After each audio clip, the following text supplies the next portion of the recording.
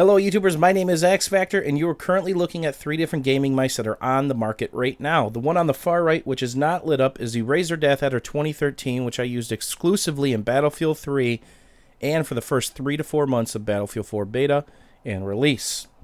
In the middle we have the Roccat Kone Pure, and then we have the Roccat Kone XTD, the one I've been using exclusively for the last 3 months.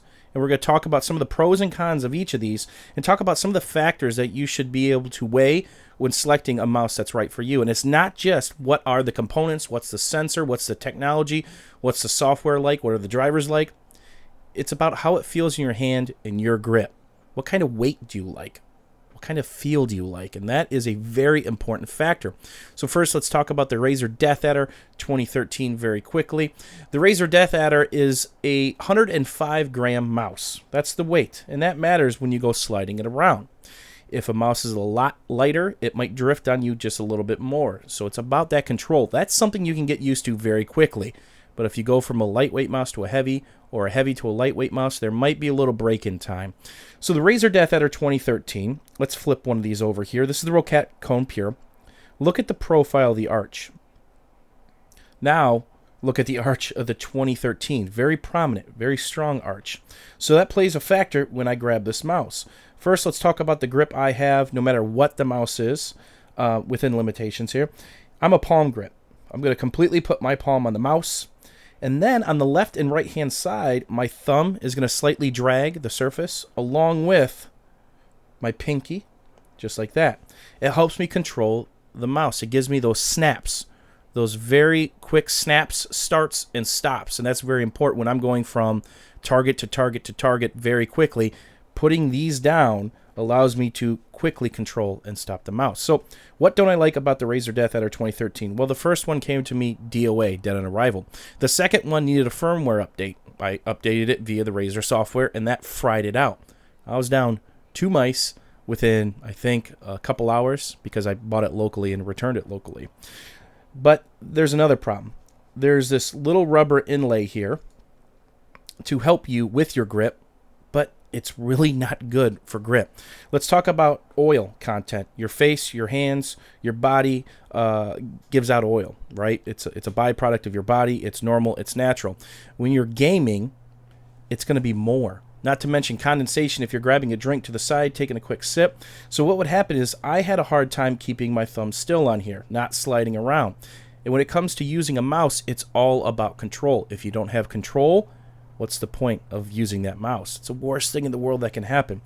So a couple months ago, Roccat sent me a box of goodies.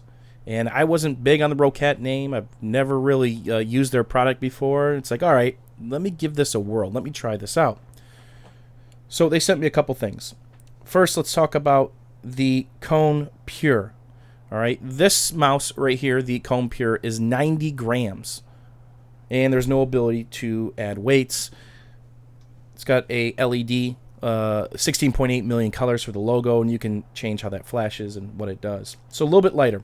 Similar size, flatter on the top. Now, let's talk about what I love about this mouse grip-wise, all right?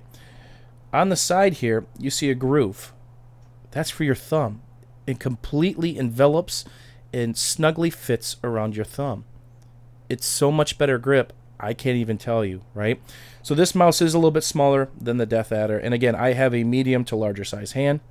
So this mouse is very good, but I needed something bigger. That's where the Kone XTD comes in. This mouse is bigger and it's heavier. So these have a lot of similarities, which we're going to talk about when it comes to the software and the hardware. But basically, the Kone XTD is 123 grams.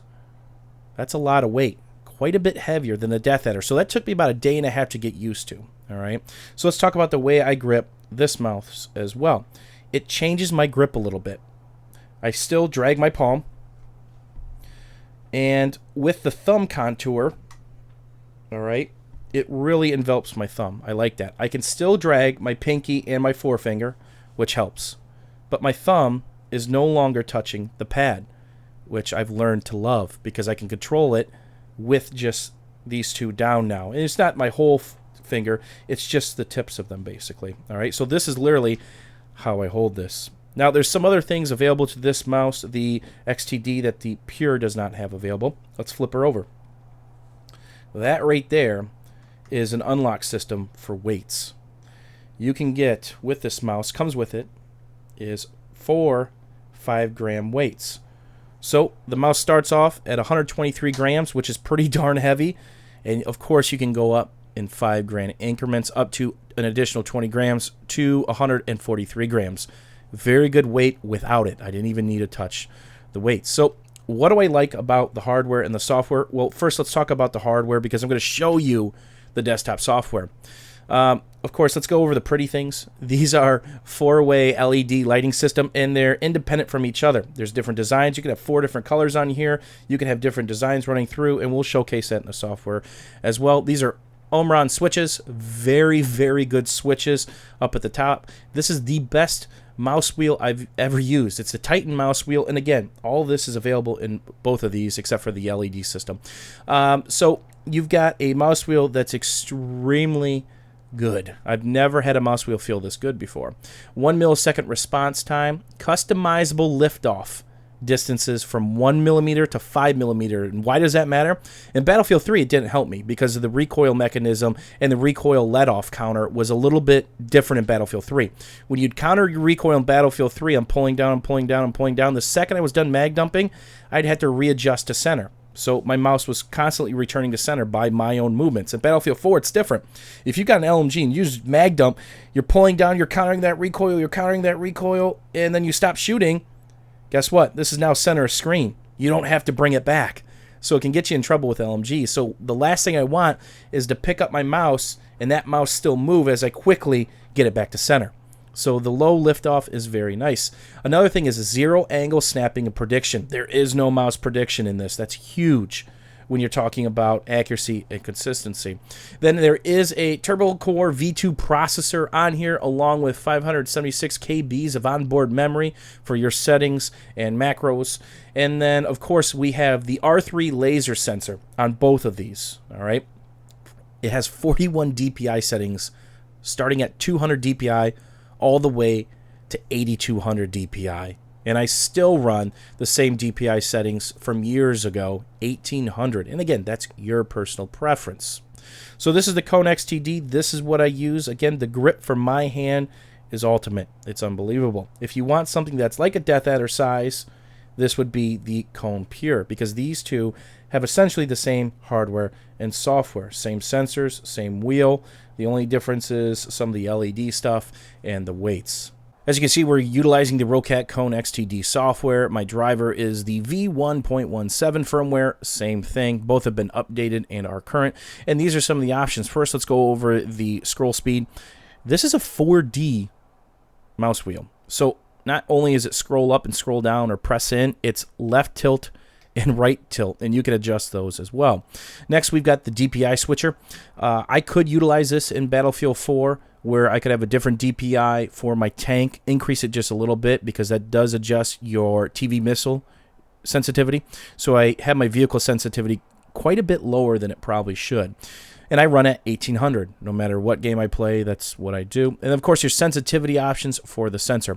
So you can create profiles, you can load profiles, and here you have some of my profiles right here. This says Battlefield with TCU on, and low liftoff. So this is one we're utilizing right now, is this guy right here.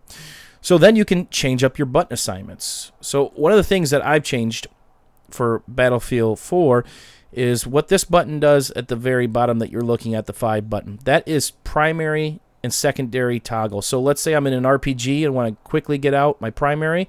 I don't have to hit 1 on my keyboard or go for another key. It's just right here. Let's say I want to switch from primary to pistol. I hit the same button. Let's say I want to go from pistol back to primary.